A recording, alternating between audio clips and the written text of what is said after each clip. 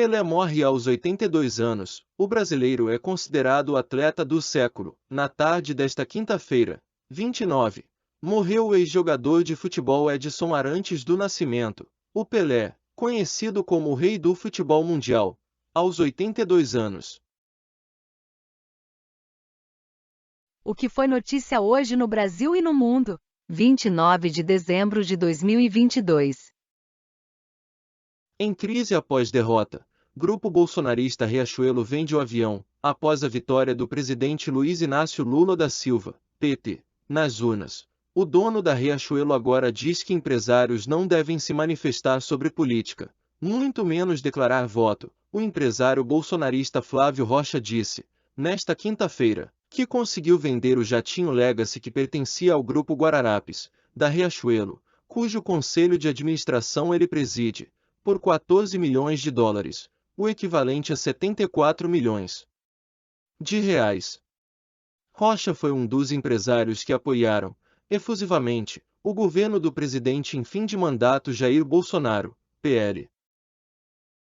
Venham para a posse. Quem perdeu fica quieto e quem ganhou faz uma grande festa popular, diz Lula. Presidente diplomado minimizou as ameaças ao evento e prometeu que bolsonaristas não conseguirão causar confusão.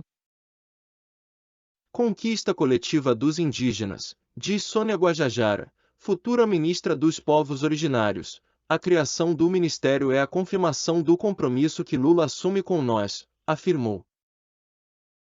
Marina Silva fala em recomeço após destruição e anuncia novo nome de ministério. Polícia Federal imputa crimes a Bolsonaro por fake news sobre Covid. A Polícia Federal encerrou as investigações de um inquérito aberto a pedido da CPI da pandemia para apurar a conduta do presidente Jair Bolsonaro ao ter associado falsamente o uso da vacina contra a Covid-19 a um risco maior de contrair o vírus da AIDS. O inquérito concluiu que Bolsonaro atentou contra a paz pública ao divulgar a informação falsa sobre a vacina e o HIV, que ocorreu durante uma live em outubro de 2021. A Polícia Federal disse ainda que o presidente incitou a prática de crime ao estimular os brasileiros a não usarem máscara. Brasília começa a receber pessoas de todos os cantos para a posse de Lula. Estão confirmadas 65 delegações de chefes e vice-chefes de Estado, de governo e de poder, além de ministros de negócios estrangeiros e enviados especiais para o evento do petista. Moraes proíbe porte de armas durante a posse de Lula. STF prevê prisão em flagrante para quem portar arma no Distrito Federal até dia 2. Bolsonaristas autores de ataques em Brasília são presos pela Polícia Civil e Polícia Federal. A Polícia Civil do Distrito Federal, PCDF, junto à Polícia Federal, PF, deflagrou uma mega-operação, nas primeiras horas desta quinta-feira, 29/12, para prender extremistas que tentaram invadir a sede da PF, na Asa Norte, em Brasília. No último dia 12 de dezembro, as equipes cumprem mandados expedidos pelo ministro Alexandre de Moraes, do Supremo Tribunal Federal, STF, no DF e em outras partes do país. A festa é da democracia, mas Lula deveria evitar carro aberto e contato com o público, diz especialista. Polícia Federal vai escalar 1.000 agentes para atuar na posse de Lula. Haddad deve ir a Davos em primeira viagem internacional. Oferta de vagas formais desacelerou no mês de novembro. Ex-diretor da Globo Denis Carvalho está internado em estado grave. Denis Carvalho tem 75 anos e deixou a Globo após mais de 4 décadas em 2022. Seja como ator ou diretor, profissional acumula quase 40 trabalhos em novelas, destaque para Brilhante Vale Tudo e Babilônia, além de especiais, seriados, séries e diversos programas. Mundo, governo linha dura de Netanyahu se prepara para assumir o cargo. Benjamin Netanyahu deve retornar ao cargo na quinta-feira à frente do governo mais religioso e ultranacionalista da história de Israel, prometendo implementar políticas que possam causar turbulência doméstica e regional e alienar os aliados mais próximos do país.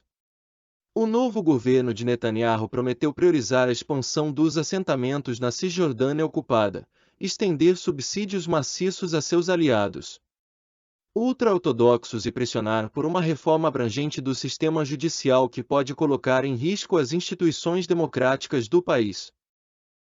Mais de 100 iranianos enfrentam pena de morte por protestos. Iraniano se mata na França para chamar a atenção para a situação em seu país. Whoopi Goldberg pede desculpas por novas falas antissemitas sobre o Holocausto.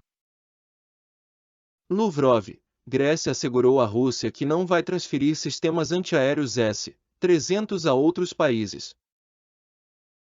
Rússia dispara mais de 100 mísseis em direção a várias cidades ucranianas. Explosões abalam Kyiv e outras cidades ucranianas enquanto a Rússia dispara dezenas de mísseis. A Força Aérea Ucraniana denunciou ataques em massa de mísseis russos esta quinta-feira contra várias cidades do país, incluindo a capital Kiev. Foram ouvidas explosões em diferentes regiões. As sirenes antiaéreas ecoaram em quase todo o país. O conselheiro presidencial Oleksiy Arestovich revelou nas redes sociais que foram detectados mais de 100 mísseis russos.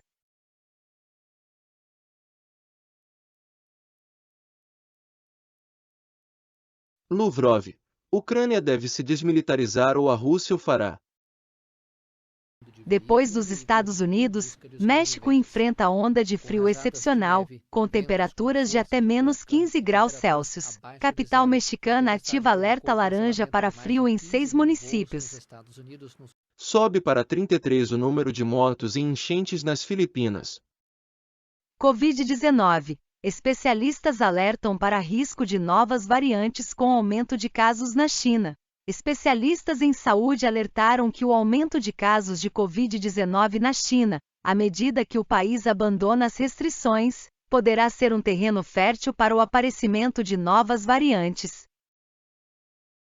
O chefe de gabinete de Trump queimou documentos na Casa Branca antes do ataque ao Capitólio, segundo uma testemunha. Cassidy Hutchinson disse ao comitê de investigação em 6 de janeiro que Mark Meadows destruiu documentos oficiais em uma dúzia de ocasiões.